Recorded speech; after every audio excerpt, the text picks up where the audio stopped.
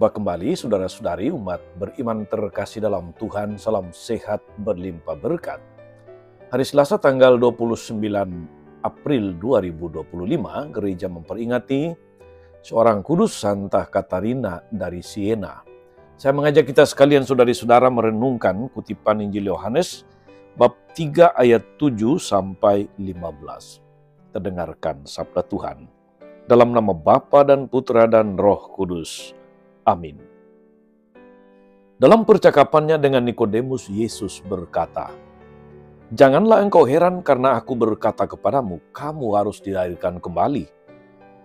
Angin bertiup kemana ia mau, engkau mendengar bunyinya, tapi engkau tidak tahu dari mana ia datang dan kemana ia pergi. Demikian halnya dengan tiap-tiap orang yang lahir dari roh." Nikodemus menjawab katanya, "Bagaimana mungkin hal itu terjadi?" Jawab Yesus, "Engkau adalah pengajar Israel dan engkau tidak mengerti hal-hal itu.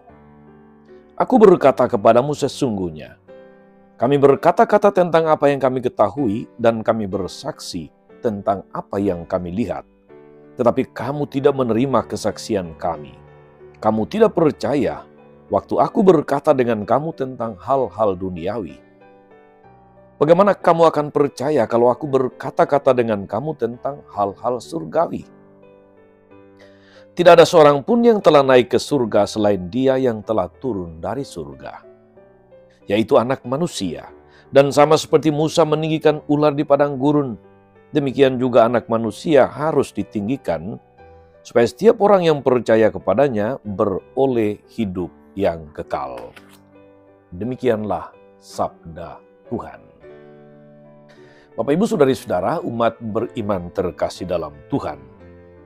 Perjumpaan Nikodemus dengan Yesus itu merupakan suatu terobosan yang berani. Nikodemus tahu saja bahwa semua orang Farisi dan ahli Taurat yang konservatif paling anti Yesus.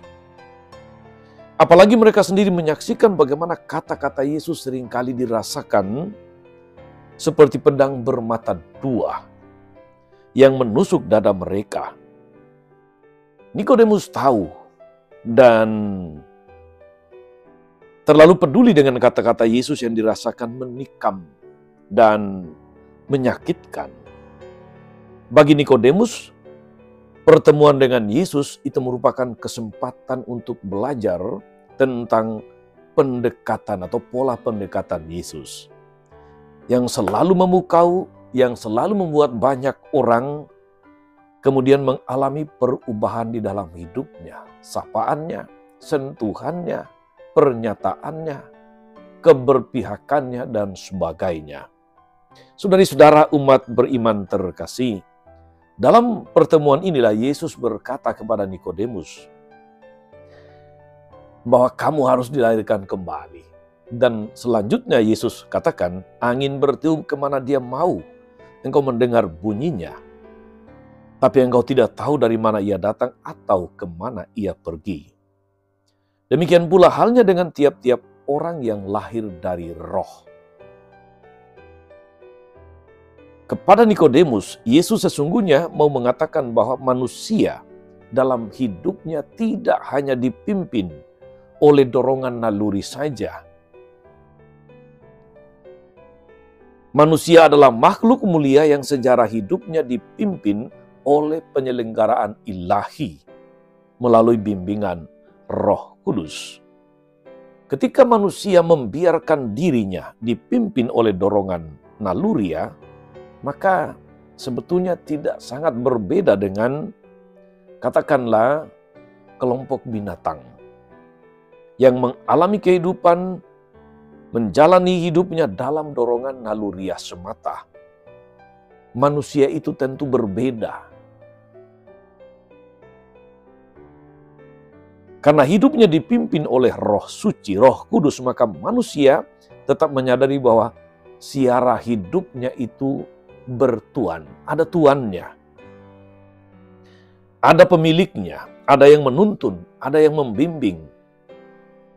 Sehingga manusia tidak perlu takut menghadapi berbagai macam peristiwa yang muncul dalam aneka wajah, suka duka, untung malang, susah senang, dan sebagainya. Semua warna hidup manusia selalu ada dalam, katakanlah dalam penyertaan atau penyelenggaraan tangan kasih Tuhan yang dinyatakan melalui Roh Kudus-Nya. Saudari-saudara, kamu harus dilahirkan kembali. Penegasan Yesus kepada Nikodemus ini adalah penegasan untuk membarui diri, untuk menanggalkan manusia lama, menjadi manusia baru dalam persekutuan dengan Yesus. Itu yang masih kurang dalam diri Nikodemus. Perintah yang sama atau penegasan yang sama pun dialamatkan kepada kita, saudari-saudara, yang hidup pada zaman ini.